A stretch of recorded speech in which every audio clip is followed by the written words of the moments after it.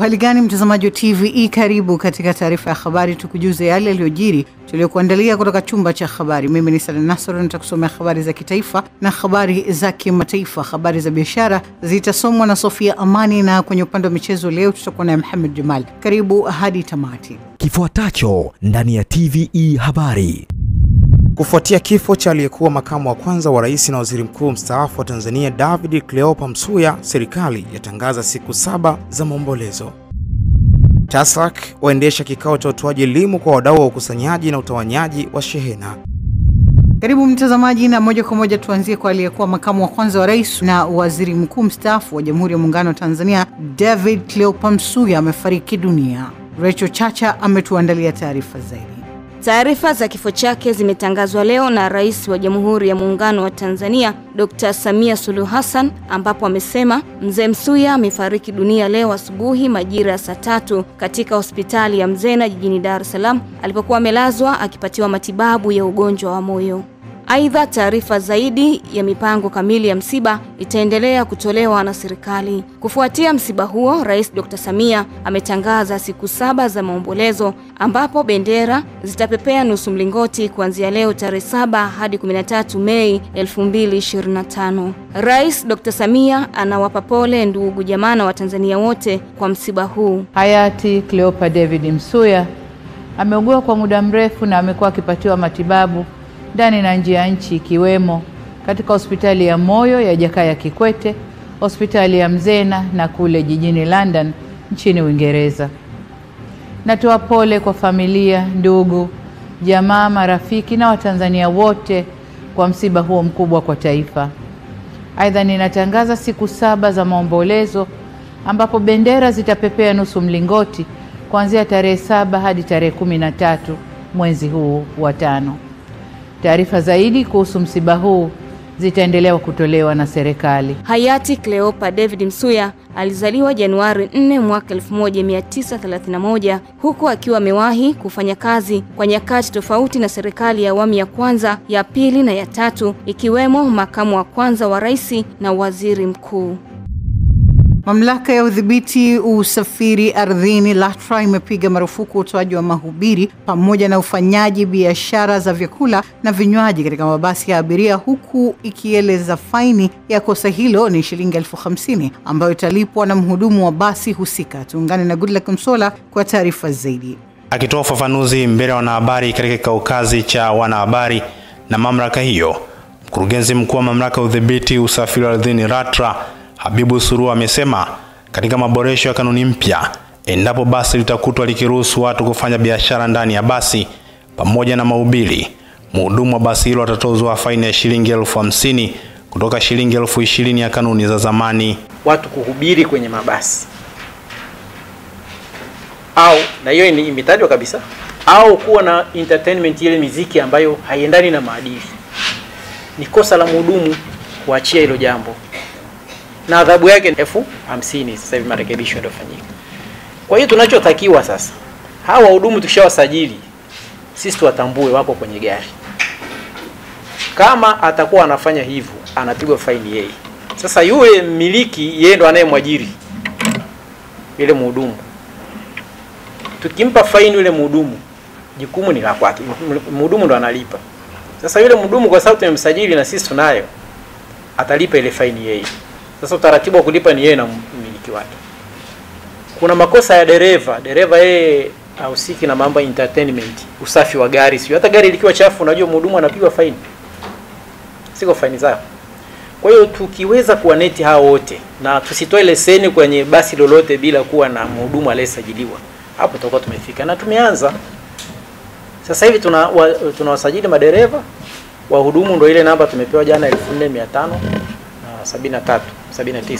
Kwa upande wake, kaimu mkurugenzi idara ya reli kutoka LATRA, mhandisi Moses Nyoni, amesema licha ya sekta ya reli nchini kukua kwa kasi na kuifanya Tanzania kuwa namba 1 kwa kuwa na reli za aina 3 kwa nchi za Afrika kusini mwa jangwa la Sahara, bado inakabiliwa na changamoto kadha wa kadha, ikiwemo ukosefu wa wataalamu katika eneo la reli, hasa katika eneo la reli ya kisasa ama SGR. Kuna upungufu wa wataalamu katika hii sekta, hasa tunapokagua huko kwa hawa operators tunaona na hii inatokana na kwamba vyuo ambavyo vinafundisha masomo haya ya reli bado havijawa vya kutosha, lakini vile vile wale vijana au watoto ambao wanakuwa wanataka kufika mbele huko, wanatakiwa kuja kushika nafasi katika hizi sekta za reli, bado awareness haijawa kutosha, lakini vile vile number of trains zinaongezeka pia. Kwa hiyo ule mzigo wa kazi unazidi kuwa mkubwa. Tunakuwa sasa sisi kama kurugenzi au kama mamlaka tunakuwa tuna mzigo mkubwa sana wa kazi, lakini tumejipanga vipi? Ni kwamba tuna matazamio ya kutumia sana teknolojia katika kufanya kazi zetu. Naye mkurugenzi wa idara ya sheria kutoka RATRA Mwadawa Sultani amesema kwa sasa mamlaka hiyo imekuwa katika mchakato wa marekebisho ya sheria na kanuni ili kuendana na mageuzi ya sekta ya usafiri katika miji mbalimbali ikiwemo katika jiji la Dar es Salaam. Na kama nyinyi wenyewe mtakuwa mashahidi, hata kuna uwekezaji unaendelea sana. Ule uwekezaji unaoendelea hauendi tu bure, unakuja na mabadiliko yake. Na sisi pia tuko jikoni kuandaa kanuni ambazo zitakidhi hayo mabadiliko yanayokuja. Kwa hivi ni vitu ambavyo kama serikali inafanyia kazi kuhakikisha kwamba huku mjini hatutakuwa na hivi vyombo vidogo vidogo, tunaondoka huko. Tunachukua ubora, yani tunachukua experience za wenzetu wamewezaje, ili na sisi sasa tuwe na smart cities baada hiyo miaka ijayo, na wala sio miaka mingi sana. Ni kitu ambacho cha hivi karibuni kitakuwa kiko sokoni.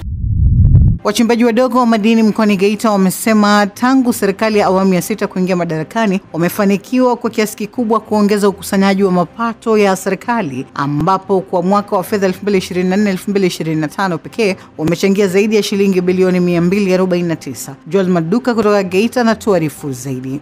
Akizungumza na waandishi wa habari kuelekea kilele cha tukio maalum cha kumpongeza Rais Samia Suluhu Hassan kwa hatua kubwa alizozichukua kuinua sekta ya wachimbaji wadogo, katibu wa chama cha wachimbaji wadogo mkoa wa Geita Gelema Misana Nyabange amesema hatua hiyo inalenga kuonyesha shukrani kwa rais kwa kutatua changamoto mbalimbali zilizokuwa zikiwakabili wachimbaji. Lakini lengo kubwa ni kumshukuru mama yetu Samia Suluhu Hassan kwa mambo anayotufanyia kama wachimbaji. Umeona tumejiorganize, tumetengeneza lemas zinasikilizwa sasa hivi, sheria zinatungwa, tunashirikishwa. Na sasa tunakwenda kubadilisha sheria ya technical support. Wachimbaji wa mkoa wa Geita, naomba niwatangazie leo, mwaka wa fedha 2024-2025 tumekwenda kuwa kinara.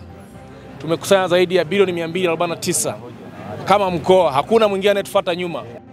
Wachimbaji wadogo ambao ni wanachama wa Gelema pia walitoa maoni yao wakielezea jinsi walivyonufaika na maboresho hayo. Wamesema wamefurahishwa na usawa wa kodi kutoka mamlaka mapato Tanzania TRA pamoja na urahisi wa upatikanaji wa leseni za uchimbaji. Tunatumia nafasi hii kumpongeza Mheshimiwa Rais kwa kazi kubwa alizozifanya. Kwanza sisi wachimbaji wadogo tulikuwa na kodi nyingi kichefuchefu ambazo zimepungua, hususan kwenye upande wa TRA. Tulikuwa hatuwezi kutunza kumbukumbu zetu. Lakini tunashukuru serikali kupitia Wizara ya Madini kwa kupitia waziri wetu tuliandaliwa walau tuwe tunalipa kiwango kidogo kuhusiana na TRA 2% kwa kile tunachokizalisha. Leo migogoro na TRA imekwisha. Sisi wamama hatukuwahi kumiliki leseni, lakini sasa hivi ukiuliza kila kikundi cha wanawake kina leseni, lakini mwanamke mmoja mmoja pia ana leseni. Tunashukuru sana kwa sababu kwanza serikali yetu imekuwa sikivu sana na mambo kadhaa wa kadha, na serikali imekuwa ikipata maoni kutoka kwa sisi wachimbaji wadogo, kwa sababu kwanza imekuwa ikituangalia sisi kama wazawa, lakini vile vile serikali yetu iliweza kuingiza wawekezaji wengi kutoka nje, kwa maana kwamba tupate teknolojia kutoka kwao kama technical support. Afisa madini mkoa wa Geita Mhandisi Samuel Shaw ameeleza kuwa mchango wa wachimbaji wadogo hadi mwaka huku wakichangia takriban shilingi bilioni 5 kila mwezi kupitia makusanyo ya maduhuri. Hivi kwa mwaka huu wa fedha 2024-2025 mchango wa wachimbaji wadogo katika makusanyo umeongezeka na umekuwa ukiimarika mwaka hadi mwaka. Mwaka 2021 wachimbaji wadogo walichokuwa na kichangia kilikuwa ni kidogo. Walikuwa kwa mwezi wachimbaji wadogo walikuwa wanachangia shilingi bilioni 1 kwenye makusanyo yao. Lakini uzalishaji umeongezeka na mchango wa wachimbaji wadogo katika makusanyo ya mkoa wa kimadini Geita, nikimaanisha wilaya mbili, wilaya Geita na wilaya Chato, umeongezeka kutoka bilioni 1 hadi sasa hivi tunavyoongea, ndugu mwandishi, wachimbaji hawa wadogo kila mwezi wanachokichangia sio chini ya bilioni 5. Tukio hilo la kumpongeza Rais Samia linatarajia kuwa la kihistoria mkoani Geita, likiwa ni alama ya kutambua mchango wake mkubwa katika kuinua maisha ya wachimbaji wadogo na kukuza uchumi wa taifa. Chama cha Mapinduzi CCM kimesema hakuna chama chochote ambacho kina mamlaka ya kuzuia kufanyika kwa uchaguzi mkuu unaotarajiwa kufanyika Oktoba mwaka huu, na sio matakwa ya chama hicho kufanya uchaguzi, bali wanafuata kanuni na sheria za katiba ya Jamhuri ya Muungano wa Tanzania ya kutaka uchaguzi mkuu kufanyika mwaka huu. Shukuru Materu ametuandalia taarifa ifuatayo. Hayo yamesemwa na Katibu wa Halmashauri Kuu NEC Itikadi, Uenezi na Mafunzo ya CCM CPA Amos Makala akiwa mkoani Morogoro, ambapo amewasihi wananchi kujiandaa na uchaguzi mkuu. Uchaguzi tunaoendea hauwezi kuahirishwa na mtu yeyote. Hakuwezi kuahirishwa na chama cha siasa. CCM yenyewe haina mamlaka ya kuahirisha uchaguzi. Na sisi tunaenda kwenye uchaguzi huu sio kwa matakwa yetu, ni kwa matakwa ya katiba ya Jamhuri ya Muungano wa Tanzania. Katiba inaeleza kwamba kutakuwa na madiwani watakaokaa kwa miaka 5, wabunge miaka 5, rais miaka 5. Hakuna mtu ana uwezo wa kusema hakuna uchaguzi. CCM oye! Kwa hiyo wale ndugu zetu, mimi nasema no reform no election ni sawa sawa na maneno ya kwenye kanga. Mwenyekiti wa CCM mkoa wa Morogoro, Mhandisi Joseph Masunga, akatoa rai kwa wananchi wa mkoa wa Morogoro kujiepusha na vitendo vya rushwa kuelekea uchaguzi mkuu. Kuelekea uchaguzi mkuu, hatuna budi kuzingatia miiko na maadili ya uongozi ya uchaguzi katika hatua zote. Moja ya jambo kubwa ambalo tunatakiwa tuzingatie ni kuhakikisha kwamba tunajiepusha na mambo yote ambayo yatakuwa ni vishawishi vya kupata uongozi, hasa katika eneo la rushwa. Tunafahamu kwamba rushwa ni adui wa. Hauwezi kupata wagombea safi kupitia rushwa. Hauwezi kupata wagombea ambao wataweza kuwajibika kikamilifu pale watakapokuja kuchaguliwa katika uchaguzi ujao. Lakini pia hatuwezi kuwa na viongozi watakuwa na mapenzi ya kweli na wananchi wao. Lakini pia kiongozi aliyeingia kwa mkono wa rushwa kamwe hawezi kusimamia vyema utekelezaji wa ilani ya Chama cha Mapinduzi. Chama cha siasa chochote duniani ni sera. Kupinga sio sera. Chama cha Mapinduzi kinashughulika na matatizo ya watu. Wananchi wa mkoani Morogoro wamehimizwa kuzingatia matumizi sahihi ya dawa ili kuepuka usugu unaoweza kusababishwa na matumizi holela bila ushauri wa daktari. Nezia Masinde ametuandalia taarifa hii. Wito huo umetolewa mkoani Morogoro na mfamasia kutoka manispaa ya Morogoro, Adam Said, wakati akitoa elimu ya afya kuhusu matumizi sahihi ya dawa kwa waendesha bodaboda na bajaji, JUWATA, wafanyabiashara wa soko la Mawenzi pamoja na stendi ya mkoa wa Morogoro, ikiwa ni katika utekelezaji wa kampeni ya kuelimisha umma iliyoratibiwa na Baraza la Famasi Tanzania kwa kushirikiana na elimu ya afya kwa umma katika utoaji wa elimu ya afya. Ukitumia dawa, sio tu malaria, ukitumia dawa kwamba umeambiwa utumie labda kwa siku 5, kisha baada ya hapo ukaenda kupima ugonjwa ule ukaambiwa unao, kuna vitu viwili. Sawa? Aidha ile dawa ambayo umekunywa imeshindwa wewe kukutibu, labda ilikuwa iko chini ya kiwango na huko hataki kuingia sana, au wewe mwenyewe mwili wako umetengeneza usugu wa ile dawa. Kwa kuna vitu vile, lakini sisi tutadili na usugu wa ile dawa. Tutashumu kwamba huyu hii dawa haijamtibu, huenda mwili wake umetengeneza nini? Usugu. Kwa hiyo utabidi ubadilishie dawa nyingine. Sio ajabu ukiona umetumia dawa kisha haujapona vile ambavyo umetarajia. Sio ajabu sana. Kuna vitu kama hivyo vya usugu wa mwili kutengeneza hizo resistance kwa baadhi ya dawa. Na hii inatokana na nini? Inatokana na sisi wenyewe pale tunapoamua kwenda kwenye maduka ya dawa pasina kupima, unamwambia mtu naomba amoxicillin, anakupa amoxicillin. Umeumwa kichwa, umeomba umekunywa amoxicillin, unakaa wiki, naomba amoxicillin, na shida gani? Mguu unaniuma na kidonda, unakunywa tena amoxicillin.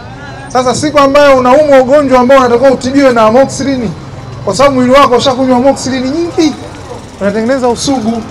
Kwa hiyo unakuta ule ugonjwa ambao specific unatakiwa uondoke mwilini wako hauondoki. Upande wake mfamasia mwandamizi kutoka Baraza la Famasi Tanzania Bi Anna Temu amesema ni muhimu kufanyiwa uchunguzi kwanza kabla ya kujinunulia dawa, huku akisisitiza kwenda kwenye maduka ya dawa yanayotambulika na Baraza la Famasi Tanzania. Sio kila duka mnaloenda kununua dawa linatambulika na mamlaka husika. Kwa uwepo wetu hapa leo hii ni kuambia pia, mnapoenda kununua dawa kwenye maduka ya dawa, hakikisheni yale maduka yamesajiliwa na Baraza la Famasi. Kwa maana kwamba tunaamini mtu ambaye aliyoko pale ndani anayetoa huduma atakuwa anauelewa, atakuwa ni mjuzi na atakuwa amethibitishwa na mamlaka kutoa ile huduma. Nao baadhi ya wananchi mkoani Morogoro wamesema elimu ya afya imewasaidia kwa kiwango kikubwa kuhusu matumizi sahihi ya dawa. Nashukuru kwa elimu tuliopewa, tulio wengi tumenufaika kwa sababu tulikuwa hatujui. Ila kwa sasa hivi tunaweza tukawa pia washauri pia na wenzetu wa pembeni ambao hawajasikia elimu kama hii. Kwa kweli uongo zambi, mimi mwenyewe nimenufaika pia. Nilikuwa naelewa machache, lakini kwa sasa hivi nimekuwa na upana wa kuelewa. Kama dawa unaumwa, muone daktari kabla ya kunywa dawa. Nimenufaika pia. Na shauri kuwa ya kwamba wasikurupuke tu kwenda kichwa kinamuuma anaenda kununua dawa. Anahisi kuumwa, aende kwanza akapime kwanza ndo apewe dawa. Kufuatia kusuasua kwa utekelezaji wa mradi wa maji wa miji 28 wa bwawa la Manchira wilayani Serengeti mkoani Mara, madiwani wa halmashauri hiyo wamemuomba waziri wa maji Juma Aweso kutembelea mradi huo ili kusukuma ukamilike kwa wakati. Adam Kadutu anaripoti kutoka Mara. Mradi wa maji wa miji 28 katika bwawa la Manchira hapa wilayani Serengeti mkoani Mara ulianza utekelezaji wake Aprili 2023 na malengo ni kukamilisha Aprili 4 mwaka huu, lakini mpaka sasa unaambiwa mambo bado. Mwa Juma Aweso tunamuona kule akirukaruka, maji yanatoka sehemu zingine wanamsifia. Huku Serengeti kumekuwa na nini? Madiwani wa halmashauri hii wakiwa katika baraza la madiwani, baadhi yao kwa sauti za kukata tamaa juu ya kukamilika kwa mradi huu, wanaibuka wakimuomba waziri wa maji Juma Aweso kufika kwenye eneo la mradi na kutoa neno moja tu ili kuwanusuru wananchi na adha ya ukosefu wa maji. Kwa nini kila siku ni ahadi kwa wananchi? Tunadanganywa kwa kura kwamba ikifika uchaguzi maji yatakuwa yametoka. Inafika uchaguzi watu wanapiga kura hakuna maji. Saa hizi tena wamekuja na gia kwamba hadi kufika uchaguzi. Kwani uchaguzi ndio sisi tunahitaji maji? Hakuna siku tunayohitaji maji tofauti na uchaguzi. Tulikuwa tunamuomba waziri wa maji aje mgumu. Ni uhakika gani sasa tutakuwa nao kwamba hii kazi kufikia tarehe hizo wanazozitaja utakuwa mradi umekamilika, wakati wamepewa miaka miwili, hata nusu ya mradi peke yake hawajafika. Mhandisi Geoffrey Matiku ni kaimu meneja wa mamlaka ya maji safi na usafi wa mazingira kanda ya Mugumu Muguwasa. Hapa anatoa ufafanuzi na sababu za kwa nini mradi huu unachelewa. Mkandarasi alichelewa kuanza kazi. Lakini cha pili, hali ya hewa ya mvua inapokuwa nyingi, yale maeneo huwa yaingiliki, kwa maana inashindikana kuingiza material kwa wakati. Na huu mradi una vipengele vitatu. Kipengele cha kwanza na ndo kikubwa zaidi au kilicho muhimu sana ni kwenye chujio, ndo alikuwekeza zaidi. Kwa hiyo pindi changamoto ya hali ya hewa barabara ikawa mbovu, huwa hakuingiliki. Lakini ninachokueleza, mkandarasi yuko site. Ile miradi mingi iliyoletwa hapa Serengeti na Mama Samia imesimamiwa na hao waheshimiwa madiwani. Nina imani wamefanya pakubwa sana kwa kipindi cha miaka 5. Mradi wa maji wa miji 28 unaotekelezwa chini ya Wizara ya Maji kwa sasa unaripotiwa kufikia 40% ya utekelezaji wake, japo hatua zaidi zinashauriwa kuchukuliwa ili kusukuma mradi huo kukamilika kwa wakati. Jeshi la polisi kikosi cha usalama barabarani limetaka jamii nchini kuzingatia elimu inayotolewa juu ya usalama barabarani pamoja na sheria za usalama barabarani ili kupunguza ajali ambazo zimekuwa zikisababisha vifo vya watu wengi. Mwanahabari wetu Goodluck Msola anatueleza zaidi. Rai hiyo imetolewa na afisa mnadhimu wa kikosi cha usalama barabarani Saka Butusio Mwambero wakati wa zoezi la kukabidhi tuzo kwa mwanafunzi bora kwenye kampeni ya usalama barabarani kufuatia zoezi lilofanyika katika shule ya msingi ya Ufukoni iliyopo Kigamboni jijini Dar es Salaam, ambapo amesema kipaumbele cha jeshi hilo kwa sasa ni kutoa elimu kwa jamii ili kuongeza uelewa wa sheria za usalama barabarani. Dhamira yetu ya pamoja ya kujitolea katika kuokoa maisha kupitia elimu. Ubunifu na uelewa wenu wa usalama barabarani na kujitolea kwenu katika jamii zetu kunatia moyo sana. Nyie sio wasanii tu, ni mabalozi vijana wa mabadiliko. Mpango huu ni zaidi ya mashindano. Ni uwekaji katika usalama, elimu na ustawi wa mazingira na baadaye wa taifa letu. Kwa upande wake, meneja uendeshaji wa Puma Energy Tanzania, Mhandisi Lameki Hiliai, ambao ndio waandaji wa tuzo hizo, wamesema lengo la tukio hilo ni kuhamasisha wanafunzi kujifunza juu ya usalama barabarani ili kuondokana na ajali za mara kwa mara. Mojawapo ya shughuli muhimu katika programu mwaka huu imekuwa ni shindano la kuchora alama na ujumbe mbalimbali za usalama barabarani. Nafasi kwa watoto wetu kuonyesha uelewa wao na usalama barabarani kupitia kazi za sanaa ya mikono yao. Wamesimulia hadithi, ufahamu, tahadhari, uwajibikaji kupitia hizo kazi za ubunifu. Wamechora michoro yao. Hiyo michoro si picha tu, ila imejaa ujumbe mwema na mzuri kwa ajili ya usalama barabarani. Naye mkuu wa shule ya Ufukoni ambao mwanafunzi wake amekuwa kinara wa tuzo hizo, Edgar Muyangapa, pamoja na baadhi ya wanafunzi washindi wa tuzo hizo, wamesema tuzo hizo zitakuwa ni chachu ya kuongeza bidii kwa wanafunzi juu ya kuzingatia swala la usalama barabarani, huku wanafunzi wakielezea namna ambavyo tuzo hizo zitakwenda kuwasaidia kuongeza kasi ya ujifunzaji masuala ya sheria za usalama barabarani. Nafikiri tuzo zinamotisha wanafunzi na shule kwa ujumla namna kujifunza swala la usalama barabarani. Tawasaidia kuhamasisha na wengine kwamba sisi tulishiriki kuhamasisha tukapata zawadi, au kuna zawadi ya shule na kuna zawadi za binafsi ambazo zitahamasisha mpaka wazazi kwamba kumbe mtoto ukimruhusu kushiriki mazoezi fulani atasaidia mpaka familia. Hasa ile zawadi aliyopata itasaidia kwenye uchumi wa familia. Na hii ya shule itatusaidia kuhamasisha katika shule. Nimesikia vizuri kwa mtu wa kwanza. Wanafunzi wa Ufukoni, naambia mbona mnasimama mwapisha wanafunzi wa pili. Wazazi natakuwa muamini wanatuambia kwamba nikishinda wao kampuzia. Walimu wa elimu ya awali wametakiwa kutambua kuwa wao ni kiungo muhimu katika kuandaa na kuwajengea watoto uwezo wa kutimiza malengo yao kwenye elimu na maadili. Hivyo wanapaswa kuwalea kwa upendo na nidhamu, hasa katika kipindi hiki ambacho teknolojia inazidi kukua. Mrisho Mapeo anatueleza zaidi. Akizungumza jijini Dar es Salaam katika hafla ya kuhitimisha mafunzo ya wiki moja kwa walimu wa shule za awali wilayani Ilala, mjumbe wa Baraza Kuu kutoka Jumuiya ya Wazazi Taifa anayewakilisha mkoa wa Dar es Salaam, Sudi Kasim Sudi, amesema lengo la mafunzo hayo ni kuwajengea uwezo walimu ili waweze kuwalea watoto kwenye maadili mema na kuzikabili changamoto za kimaadili zitokanazo na ukuaji wa teknolojia, hususan uwepo wa mitandao ya kijamii. Wito tumewaambia, nyie ni walimu na walimu ni wito, na mnakwenda kuhakikisha mnalea vizazi ambavyo vinaanza msingi. Nyumba yote inahitaji msingi. Kwa hiyo nyie kama wazazi nendeni kuhakikisha mnaenda kutengeneza msingi uliokuwa bora, uende kukidhi maadili ya Kitanzania na si vinginevyo. Kwa hiyo umetuhakikishia watakwenda kufanya hayo, na sisi tunawatakia kila laheri, lakini tumwambia kama wataona na changamoto zozote zinawatokea wasisite kurudi kwenye chuo chetu.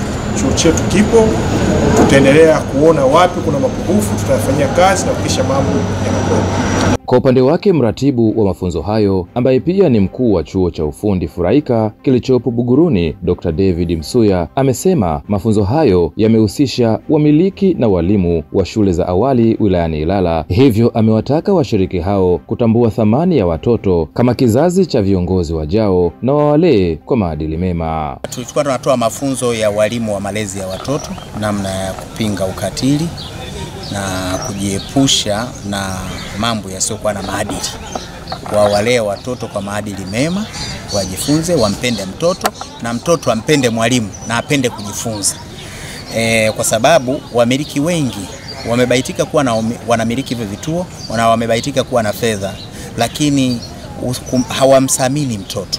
Sasa tunataka wawasamini watoto, wawapende na watoto wawapende walimu, watamani kuendelea kujifunza. Nao baadhi ya walimu waliohudhuria mafunzo hayo wamesema kwamba mafunzo yatawasaidia kuwafanya wawe walimu bora na kuwawezesha kufundisha kwa ufanisi, huku wakiiomba serikali kuwapa mafunzo hayo mara kwa mara ili kuwajengea uwezo. Siku hizi 3 tulizokuja kujifunza, nadhani matokeo yake yatakuwa ni ya muda mrefu sana, kwa sababu tumejifunza mada mbalimbali ambazo zitatuwezesha kufanya kazi zetu kwa weledi, kwa ufanisi na kwa kutambua wajibu wetu. Pia ni endelee kumwomba mkuu wa chuo na mgeni rasmi, kama nilivyosema huko hapa ndo kwenye uwanja wako, msisite kuwa mnatuandalia semina mbalimbali. Kwa nini? Kwa sababu sisi kwenye zile kazi ni sawa na wachezaji. Tunapokuwa uwanjani, mida mingine hatufanyi vizuri bila kujua. Na nyinyi kama marefa, mnapokuwa nje uwanja, mnaona sehemu tunaoteleza. Tunahitaji mafunzo ya mara kwa mara ili tuwe bora. Mimi napenda kushukuru sana kwa ajili ya mafunzo ambayo tumeyapata hapa Furaika. Kiukweli yametujenga, ametuongezea weledi mkubwa katika kwenda kuyatekeleza kwa watoto, na yatatoa matokeo chanya ambayo yatakuwa ni mazuri kabisa kwa ajili ya malezi. Lakini pia ninapenda kupongeza sana uongozi mzima wa mahali hapa kwa jinsi wamejitolea kutufundisha, na wenzangu ambao wameshiriki pia nawapongeza, na napenda kutoa wito kwamba serikali situache, iwe pamoja nasi, kwa sababu kazi tunayoifanya ni kazi ambayo kwa kweli inahitaji kuangalia kwa kipekee, maana tunamwandaa mtoto. Mafunzo hayo yamekuwa yakifanyika kila mwaka kupitia chuo cha ufundi Furaika, lengo likiwa ni kuwafikia walimu wote wa awali ili kuboresha elimu hiyo.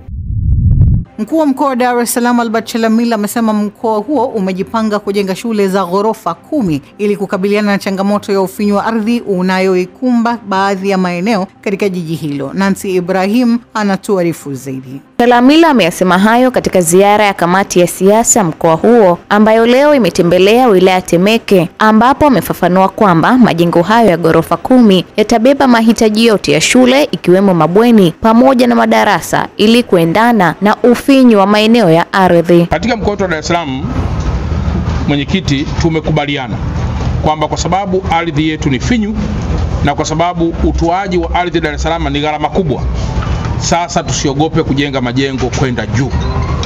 Kwa hiyo kwa shule zitakazofuata, very likely kwamba tutaanza kuwa na hata ghorofa zaidi ya 10, kwa sababu inawezekana ikawa ni jengo moja ambalo ndani yake tunapata mabweni, ndani yake tunapata library, tunapata kumbi, tunapata madarasa, tunapata ofisi, lakini zaidi pia tunapata hata maeneo mengine kama ya laboratories haya na mambo mengineyo. Kwa hiyo inakuwa ni one building lakini ambayo ni inclusive katika masuala mengine yote. Kwa upande wake, mwenyekiti wa Chama cha Mapinduzi mkoa wa Dar es Salaam Abbas Mtemvu amesema kamati hiyo katika kuunga mkono jitihada za maendeleo ya mkoa, kamati hiyo imetoa mifuko ya saruji zaidi ya 200 ili kufanikisha ujenzi wa kituo cha polisi cha Tuangoma Kigamboni jijini Dar es Salaam. Nao baadhi ya viongozi walioshiriki katika ziara hiyo wakielezea baadhi ya miradi ya maendeleo akiwemo mganga mkuu wa manispaa Temeke Dr. Jonas Lulandala pamoja na Dr. Janeti Barongo wameishukuru serikali kwa miradi hiyo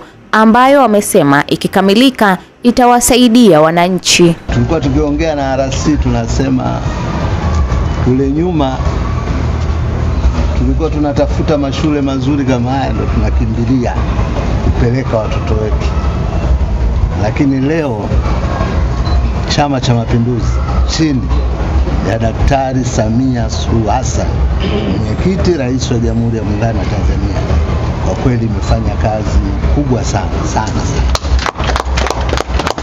Ujenzi wa mradi ni wa ghorofa 2, yani G+2, na ujenzi uko hatua ya kufunga uko hatua ya zege kwa sasa. Kama tunavyoona kuna mtambo pale unamwaga zege ambao ni zege la sakafu ya 2, na asilimia ya mradi sasa ni asilimia 45. Kuhusu gharama za mradi na chanzo cha fedha, Mheshimiwa Mwenyekiti, mradi huu unatekelezwa kwa fedha ruzuku kutoka serikali kuu na unatarajia kugharimu shilingi bilioni 4,498,742,870. Manufaa ya mradi huu, Mheshimiwa Mwenyekiti, mradi huu kikamilika utasaidia kuondoa msongamano wa wanafunzi darasani uliopo katika shule zetu za jirani.